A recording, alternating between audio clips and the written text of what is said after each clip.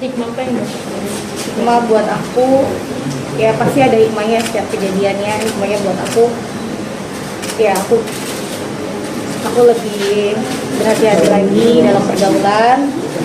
Dan kejadian yang kemarin buat kita cukup, udah cukup, jangan nggak mau lagi deh.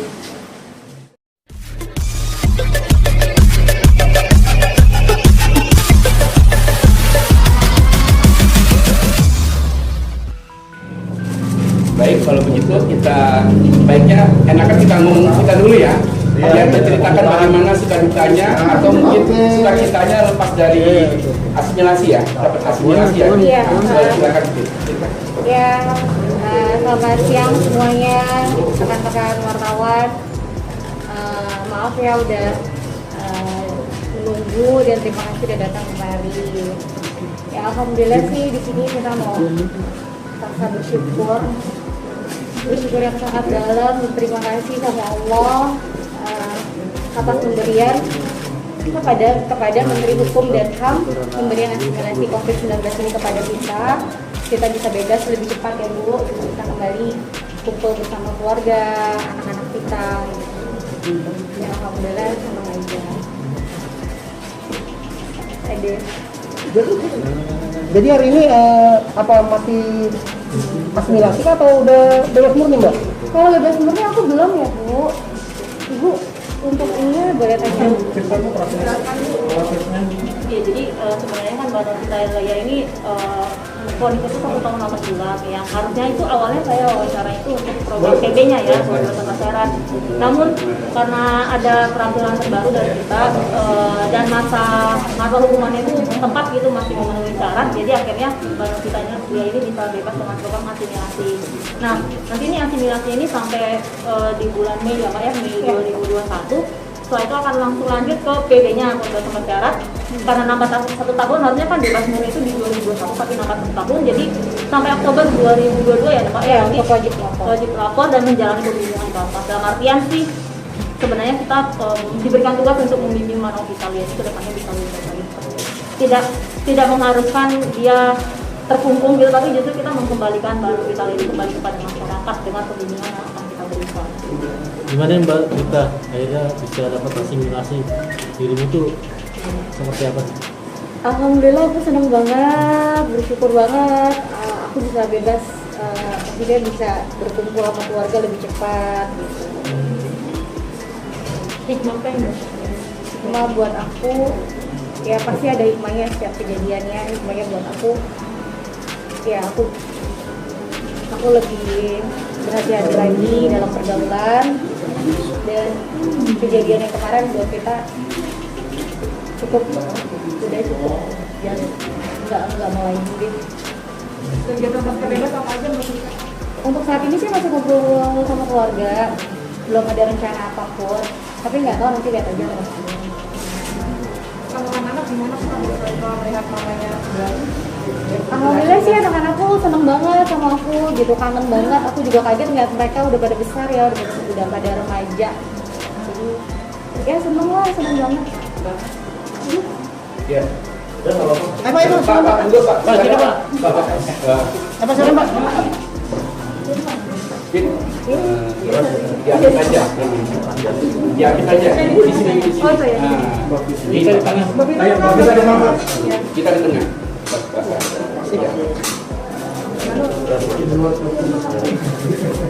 Jadi Pak Bapak langsung hadir di sini, bisa tanya juga. Tapi itu kegiatan selama di dalam. Kegiatan selama di dalam ya karena kita COVID ya, lagi COVID, jadinya pas kita masuk pas kebetulan juga ada COVID, jadi di dalam tuh kita lebih banyak di dalam aja sih ya, paling kumpul dengan teman-teman di sana. Ya Pak, mungkin bisa jelasin sedikit Pak mengenai Karena nggak boleh berbaur ya, gitu. Takut kan, karena kemarin sempat Pondok Bambu juga lockdown kan, sempat lockdown, jadi kita benar-benar ya memang di dalam aja. Ya Pak, mungkin dijelasin sedikit Pak mengenai asimilasi yang diberikan pada kita Lisesa ini Pak, seperti apa Pak? Ya, kalau asimilasi Mbak Vita ini adanya memang fokus di rumah ya, gitu ya.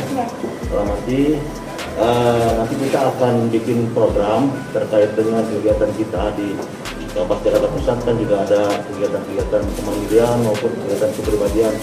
Nanti melalui PK-nya Mbak Pita biasanya bisa dihadirkan untuk bisa mengikuti kegiatan-kegiatan tersebut. Kita banyak kerjasama dengan Pokmas terkait dengan kemandirian maupun kepribadian.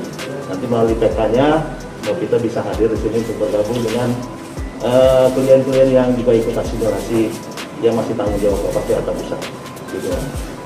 Pak, apa sih yang membuat Italia dapat asimilasi?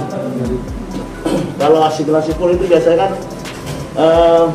ini dari hutannya ya, lapas ya, dari lapas Mbak Pita ya. Mbak Pita ini kan dari lapas, jadi programnya memang semuanya full di lapas. Jadi karena memang sudah hitungannya sesuai dengan permen terbaru bahwa Mbak Pita sudah bisa diberikan asimilasi, maka Mbak Pita bisa melaksanakan asimilasi di rumah. Nah, itu kan permen yang terbaru yang perpanjangan kemarin dari permen 1020. Karena kondisi COVID, jadi asimilasi itu harus berada di rumah, tidak lagi berada di lapas gitu. Makanya dia oleh lapas diberikan asimilasi. Cuman karena penjaminnya ada di Lapas Jakarta Pusat, jadi pemantauan selama asimilasi di rumah itu sampai dengan nanti reintegrasi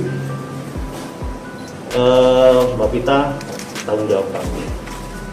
Berapa lama Pak si proses asimilasinya Pak?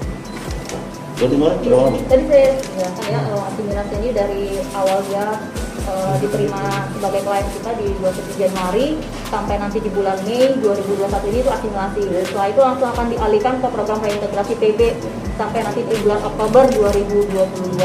Jadi secara keseluruhan mungkin ya menjalani pembimbingan di Bapaknya sampai Oktober 2022. Tadi sudah saya jelaskan juga. Mungkin ada larangan-larangan yang nggak boleh dilakukan Mbak Pita sendiri selama menjalani ini ada apa sih? Ya, pastinya harapan kita menjalani pembimbingan ini klien-klien kita tidak melakukan pelanggaran lagi ya, pelanggaran hukum apapun itu termasuk pelanggaran hukum sebelumnya atau pelanggaran-pelanggaran lainnya. Juga bisa kembali ke masyarakat tidak bermasalah, juga kepada keluarga yang tidak bermasalah bisa bekerja dan segala macamnya. Nah, apabila ada ketentuan lain misalnya keluar kota, izin keluar kota, keluar negeri itu harus melalui persetujuan dari kita juga gitu, karena ada surat yang dikeluarkan. Intinya harus selalu berkoordinasi dengan staf di Bapak Jakarta Pusat ini. Buat kita sendiri apa sih yang akan dilakukan ketika dapat asimilasi? Ya, karena asimilasi jadi mungkin lebih banyak di rumah, kumpul sama keluarga, kecuali nanti kalau ada tawaran pekerjaan atau apa, dan kita nanti pasti kan akan tektokan terus sama pembimbing kita. Jadi setiap kita kemana kita akan informasi. Mungkin ada nggak sih Mbak Pita kan juga dengan kejadian ini, mohon maaf nama baik Mbak Pita sedikit tercoreng ya. Mungkin ada usaha untuk memperbaiki yang baik ya. Iya pasti, sekali lagi di sini kejadian yang kemarin itu buat kita shock, down. Cuma ya kita harus jalan ke depannya lebih baik lagi karena kita ada keluarga, anak-anak kita terutama. Kita menjelaskan di sini bahwa kita memang pemakai, tapi kita bukan seorang penjahat. Kita juga tidak menipu. Ya apa ya? Ya jadi kita mohon doanya semoga kita bisa menjadi ke depannya dan tidak menggunakan dan melakukan itu lagi. Dengan kejadian ini jadi kehilangan orang-orang terdekat nggak sih dalam Enggak arti sih. teman-teman sahabat? Oh enggak, alhamdulillah sih pada saat kita bebas juga teman-teman semua pada DM kita semuanya, cuma karena banyak DM itu masuk ya belum sempat ada yang kita balas. Tapi itu kan kemarin masuk semua bareng sama kaminya, tapi masih mereka dulu. Dia udah bebas ya? Aduh, sama. Asimilasi juga atau Ikut asimilasi juga, karena kan kita satu lapas. sudah saling bertemu dengan Untuk bertemu, belum. Tapi komunikasi. Tapi tadi bilang hubungannya salah satu hubungannya ya dalam memilih teman. Bisa dibilang kejadian itu karena terjerumus teman atau pergaulan. Terutama kayaknya karena pergaulan ya. Lebih berhati-hati dalam pergaulan untuk menjauhkan mereka-mereka yang masih ya hura-hura gitu. Oke Pak, tadi ada dijelaskan oleh Bapak kalau program asimilasi lewat rumah ya Pak ya? Melalui di rumah ya Pak ya? Gimana? Program asimilasinya di rumah Iya, gitu. benar. Nah pemantauannya sendiri seperti apa Pak? Kalau pemantauan kan memang kami serahkan sepenuhnya ke PK-nya. Bisa melalui kompetisi, bisa melalui daring dengan kondisi seperti ini. Tapi kalau kondisinya tidak COVID, biasanya kompetisi para PK mengunjungi rumah-rumah kuliah yang sedang asimilasi untuk melihat keberadaan maupun kesehatan dan lain sebagainya lah, agar masih bisa terpantau oleh kami di sini.